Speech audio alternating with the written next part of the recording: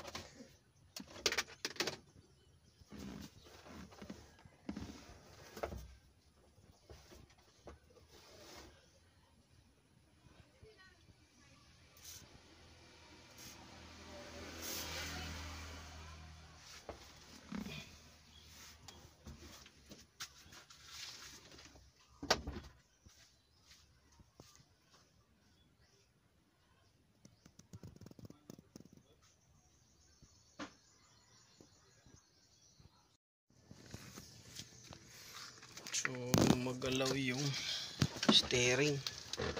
Yan. Ito steering, may clearance siya. Yan o.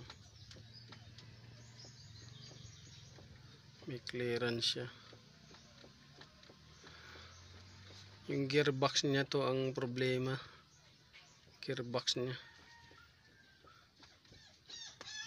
Kasi yung gearbox nito may linkage. So kung titingnan natin yung linkage, hindi gumagalaw. Yan o. Gaganong-ganingon natin yan. Pero doon, hindi gumagalaw dito.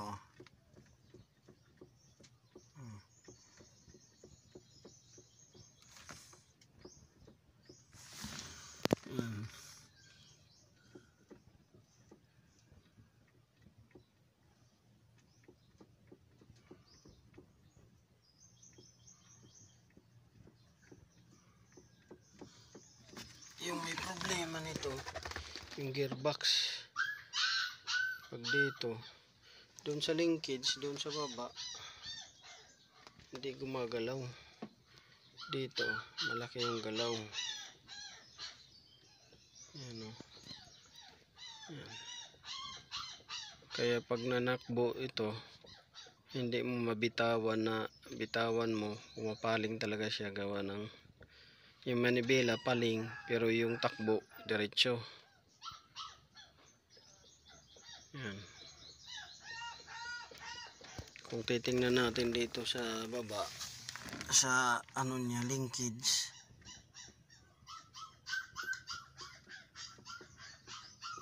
ayan, normal lang naman yung ano niya, normal lang clearance dito. Yan. Pero pagdating dito sa taas, ito yung hindi normal. So ang problema yan, ito dito. Yan. Yung sa baba niyan, gearbox. Yung gearbox niyan. Laki na yung clearance. Yung gearbox niya. Yan kung makikita natin dyan. Yung gearbox. Tingnan natin.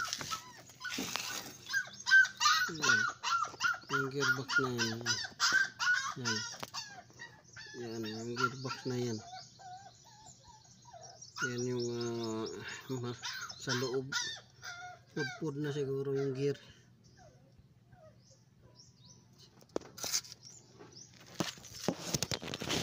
Yan yung kailangan na i-correct. At dito nga guys, ating i-check yung ilalim nito.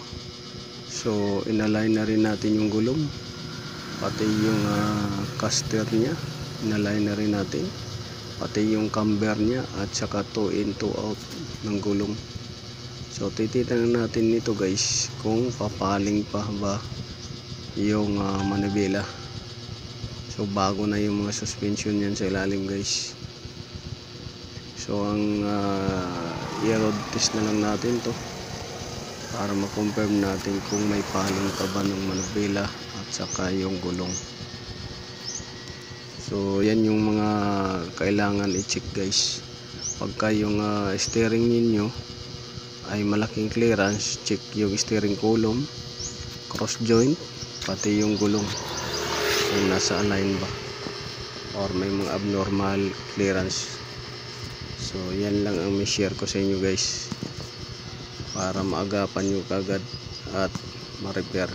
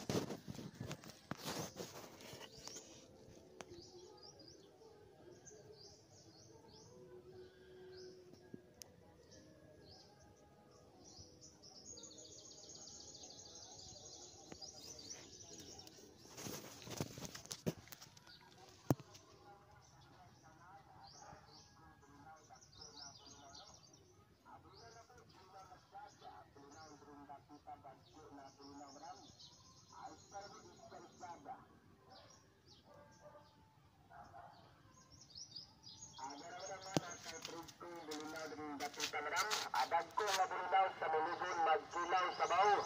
Ada tayo priskong bulinaw, dagko nga bulinaw ram, kamigras sa nan. At sa Mulugon magturta kilaw sa baw, ada tayo dagko nga bulinaw no. Dagko